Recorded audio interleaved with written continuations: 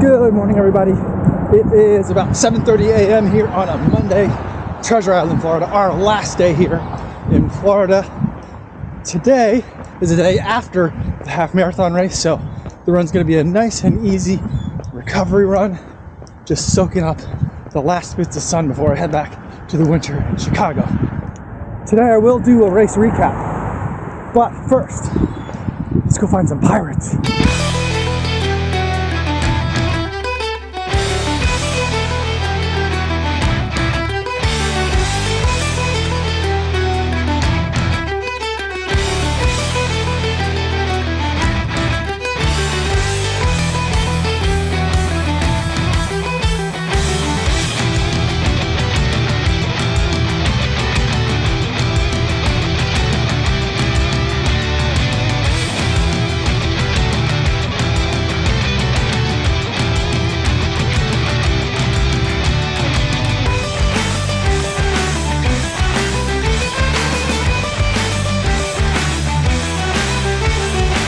Alright guys, got 1 mile left on the run for today. Just gonna run along this beach walk here back to the vacation rental and tell you about yesterday's race.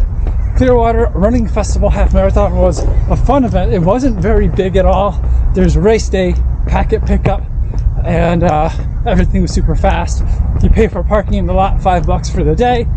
Everything was really convenient. Before the race, I met up with Mark Coco, did a little bit of a warm up. We tried to stay warm, but it was so cold. Those temperatures were in the 30s, and I wasn't sure if I was going to be able to run in the clothes that I had brought.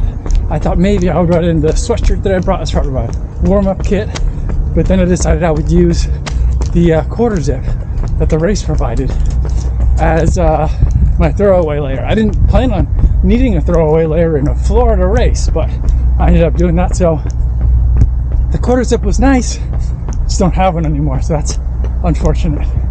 Mark and I had talked about running about 1:35 for the half marathon. I felt like I was probably in shape for a 1:30 marathon. At least not in shape, but like in terms of my current level of tiredness, fitness, and where I am in my training for the Tokyo Marathon coming up in about 4 weeks now, something like that. So, and the 1:30 was considering that there were going to be quite a few bridges in this race. When I got there, I ran into a couple other people who are fans of the channel. It was good to talk to you guys. And some of you guys were faster, some of you guys were right at where we were, some were a little bit behind, but we all lined up towards the front really easily. There's no like corrals at this race. It wasn't big enough for that. And then we were off, and it was dark at the start. Really couldn't see hardly anything. And I knew we were heading out fast, but I also felt like, I don't know, this is where everyone seems to be. I don't feel terrible about it, but maybe I should just stay with them. So I I didn't want to run by myself. Then we hit the first bridge, which was at like mile 1. And that was a steep bridge, and everyone hit that bridge hard. And I was like, no, I'm not going to do that. I'm going to take the bridge really easy. Keep an eye on my power meter. Don't let the power number get too high, even if the pace gets low, just so I could conserve energy for the rest of the race. As we were going through, the views were absolutely beautiful from the bridge. We had the pre-dawn light, which creates those beautiful purples and oranges and just some amazing colors. It was still cold until about like maybe 3 or 4 miles into it. And by then I'd already lost Mark, and I was running with a couple of other people, someone who ended up being the women's champion for the day. Strange thing about it is, you know, as we were going through, there were some spectators out there along the route, and the spectators were like, yeah, she's the second girl. So they would congratulate her and like cheer her on, saying second girl the entire time, but she was like a fully grown woman. So I just kind of thought that was weird. So as we get to like the 4 mile mark, I realized I haven't done a lot of talking to the camera during the race. And normally I like to check in at least within like the first 5K, no later than that for a race. But I think because it was a smaller race, there weren't that many spectators, and I was running with like 2 or 3 other people, that it just felt quiet. It felt really quiet the entire race. And so normally I want to chit chat even during a race, but I just felt like it didn't seem like people were in the mood to talk. So at some point at like mile 5, when some people had kind of split apart from the little mini pack we had, then I was like, okay, now I can do this, and then they'll probably hear me doing this, and they've seen me running around with this camera, so the next time I do it, it won't be so awkward. So I did end up doing some talking to the camera. Now, all the aid stations at this race, there were plenty of aid stations, but it wasn't like a huge aid station like some of the bigger races, and so sometimes the volunteers there would hold and hand out the cups. Sometimes it was just a table full of drinks, kind of like the sideline of a high school football game. So it was a little bit different, but I didn't take any fluids at all for this entire race because of the temperatures. It was like low 40s or high 30s for most of the race. I had half tights and a t-shirt on and gloves, and it took me a good 4 miles to warm up. So I did have 2 gels. I had a Martin and a Martin calf, one at mile 4 and then the other one at mile like 9, and that ended up being just fine for me. As far as pacing went, Mark and I started out at like, I think our first mile was like 7, second mile was maybe like 7:10, something like that. We ended up going a little bit faster than we had planned, but still relatively relaxed pace. But by the time I got to like mile 4, mile 5, it really felt like we were starting to squeeze down on some of the pacing. And so some of those middle miles were some of my fastest miles, I think. And so we were going a lot faster than what I had planned for the day if I were running by myself, which had been more around marathon effort. So it was fast, but I felt like, man, this weather's great. I've never felt so good running in shorts and short sleeve in high 30s degree weather. So I was like, I'm just gonna go for it. I think this is a good weather day.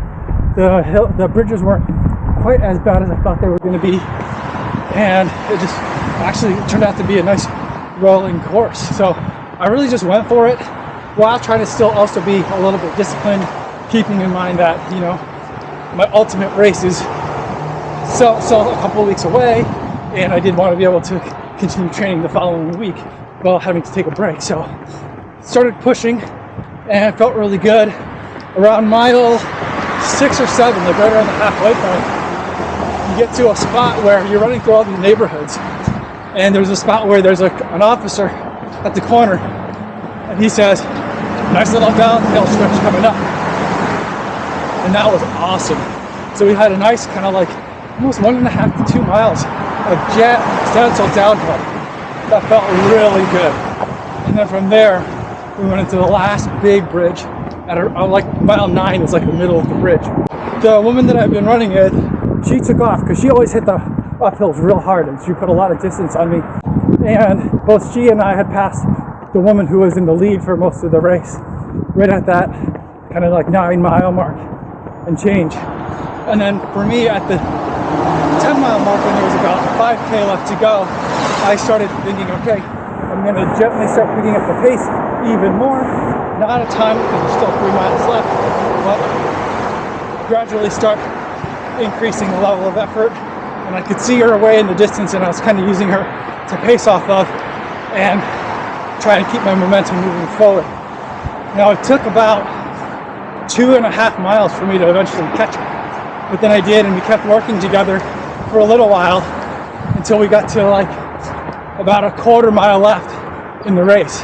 And then I decided I was going to try and go for it and see what I had left, which I probably could have made a move like a little bit earlier. Not that I was trying to like win or whatever, but in terms of my race execution and how much I have left in the tank, I feel like I could have definitely run this one a little bit better. But overall, I was really excited to come down to the finish.